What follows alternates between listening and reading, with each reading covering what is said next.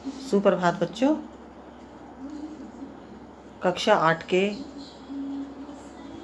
बच्चों को आप लोगों को मैं पहले 5 अध्याय पढ़ा चुकी हूँ आपकी रुचिरा पुस्तक से, और आज मैं आपको व्याकरण का अध्ययन कराऊंगी। व्याकरण के अंतर्गत आज आपको मैं पढ़ाऊंगी अशुद्धि संशोधनम।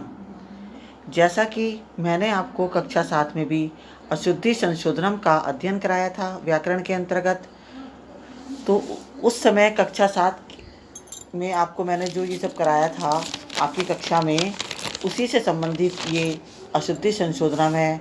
कृपया आप इसको बहुत ध्यान से देखें और समझें। देखिए, जैसे कि मैंने आपको आपके ब्लैक बोर्ड पर पठती पठता पठंती, पठसी पठता पठत, पठामी पठावा पठामा, आपको याद होगा मैंने आपको आपकी कक्षा के ब्लैक बोर्ड पर ही सब करवाया था। प्रथम पुरुष में पठती पठता पठंती, मध्यम पुरुष में पठसी पठता पठत, और उत्तम पुरुष में पठामी पठावा पठामा। यह पठ धातु यानी पढ़ना।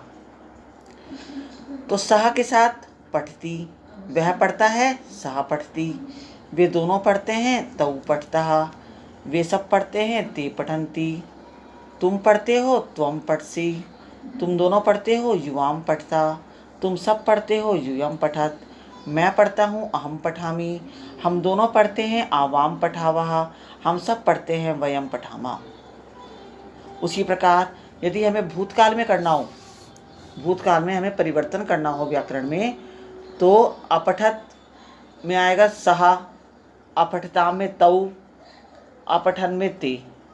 कि जैसे कि उसने अपना पाठ पढ़ा, तो सहा स्व पाठम अपठत, उन दोनों ने अपना पाठ पढ़ा।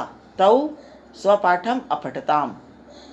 जिस प्रकार से मैंने आपको ऊपर समझाया है, उसी प्रकार से ये तो भविष्य, ये आपका लट लकार वर्तमान काल, यह आपका भूतकाल। इसी प्रकार लिट लकार भविष्यकाल, पठिष्यति पठिष्यता पठिष्यन्ति, पठिष्यसि पठिष्यतः पठिष्यत, पठिष्यामि पठिष्यावा पठिष्यामा। उसमें तो है कि वह पढ़ता है, सह पढ़ती। वह पढ़ेगा, सह अपठत। वह पढ़ता था, सह अपठत। वह पढ़ेगा, सह पठिष्यति। अब देखिए लोट लकार आज्ञार्थक, मतलब हमें आज्ञा देनी है। वह पढ़े, सह पठतु। वे दोनों पढ़े, तऊ पठताम। वे सब पढ़े, ते पठंतु। उसी प्रकार आपका विधिलिंग लकार में होना चाहिए। विधिलिंग लकार चाहिए के अर्थ में, मतलब हमें ये कार्य करना चाहिए, हमें पढ़ना चाहिए या उसे पढ़ना चाहिए। तो सह पठेत, उन दोनों को पढ़ना चाहिए, तऊ पठिताम। उन सबको पढ़ना चाहिए, ते पठेयु। अब आपको ये अच्छे से समझ में आ गया होगा और आपको याद भी आ गया होगा कि मैंने आपको कक्षा में क्या कराया था। उसी प्रकार ये अशुद्धि संशोधनम मैंने आपको ये सब दिए हैं। ये कुल मिला के 15 हैं, और जिसको आपको अपनी अभ्यास पुस्तिका अर्थात आपकी नोटबुक में आपको ये सब करना है। यहाँ तो मैंने आपको अशुद्ध भी दे रखा है वाक्य, और शुद्ध भी करके दे रखा है। और जब विद्यालय खुलेगा और मैं कक्षा में आपका इसका कक्षा परीक्षा लूँगी ब्लैक बोर्ड पर बुलाकर एक एक बच्चों को, तो आप बहुत अच्छे से इसको समझ लें और अच्छे से इसे सीख लें। और यदि आपको इसमें किसी भी तरह की कोई भी परेशानी आए तो आप दोबारा मुझसे पूछ सकते हैं। अब देखिए, मैं आपको एक उदाहरण बताती हूँ। जैसे कि मैंने क्रिया एवं कर्ता संबंधी अशुद्धियाँ दे रखी हैं। तो अहम पाठम स्मृति, मैं पाठ याद करता हूँ। देखिए आप, ये स्मृति है ना। अब जो है स्मृति यानी पठती, तो सह के साथ पठती दे रखा है, जबकि क्या आएगा, स्मरामी। देखिए आप, अहम के साथ पठामी है, तो अहम के साथ स्मरामी आ गया। त्वम अधुना कुत्र गच्छति, तुम अब कहाँ जा रहे हो। त्वम अधुना कुत्र गच्छसि, देखिए त्वम के साथ गच्छसि है, त्वम के साथ पठसी है ना, तो ये तो वो तो पठ धातु थी, ये गम धातु है, तो गच्छसि हो जाएगा। करोशी है तो करोती हो जाएगा। यहाँ क्री धातु है, यहाँ पे फिर गम धातु आ गया।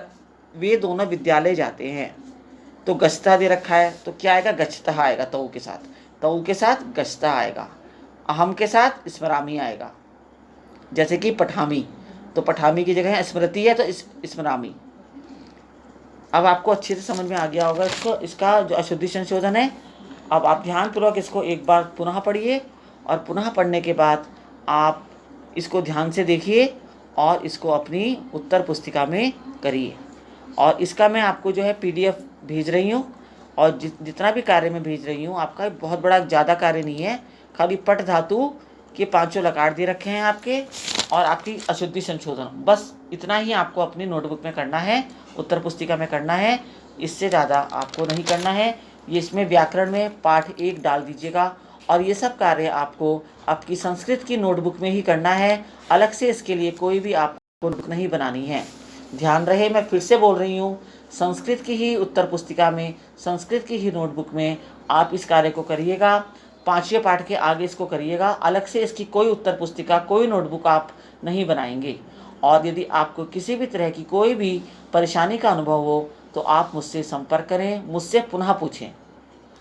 और बच्चों, मैं आपका शनिवार को आपको जैसे कि मैंने मैसेज भी करवाया था, आपका ई कक्षा परीक्षा है संस्कृत की डिजी भारतम पाठ 3 डिजी भारतम, उसको आप याद कर लीजिएगा, पढ़ लीजिएगा। पाठ की हिंदी, शब्दार्थ, प्रश्नोत्तर, जितना भी आपका कार्य मैंने कराया है सब आप अच्छे से पढ़ लीजिएगा, उसको याद कर लीजिएगा।